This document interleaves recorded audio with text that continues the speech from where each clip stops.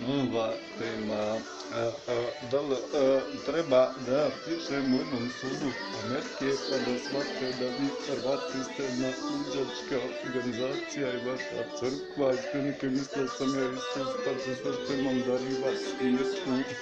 Pa vaši ljudi Šveđani, Nizozemci, Njemci, Austrijanci, Američani ste ko ste, vi ste pa drugirane stoke koja bezobrazno krši ljudska prava na najgori moguće načine i plaćate cijelu zločinačku organizaciju Hrvatske vojske i policije i doktora. Vaši doktori me svaki dan hipnotizirali s policijom dok sam poludio od straha. Policija vam puna neki rudi bosanskih ubica koje svaki dan progone civile, a vojska i policija svaki dan pokušavaju mene odvesti, a nisam optužen za ništa.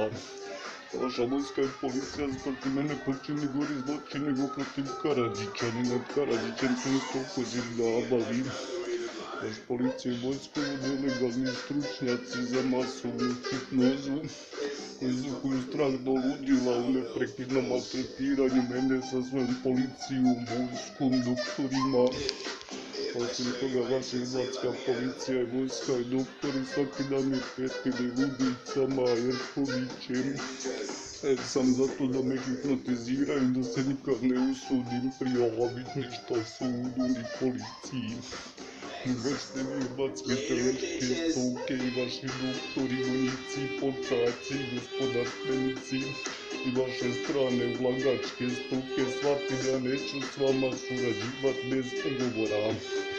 Shvati da ste utajili poreza dok ste mene i moju obitelj maltretirali možda 100 milijuna kuna i vaš Jerković i kriminalna organizacija hrvatskih psihologa i vojske FBI-a i USKOK-a i policije i specijalnog MUP-a i da morate shvatiti stoko da se morate odvojiti od mog života i vaše crne stoke iz Amerike i vaše stoke Englezi, Nizozemci, Njemci, Austrijanci, Japanci i Kinezi, a neću u životu služiti vaše crne stoke ni evropske.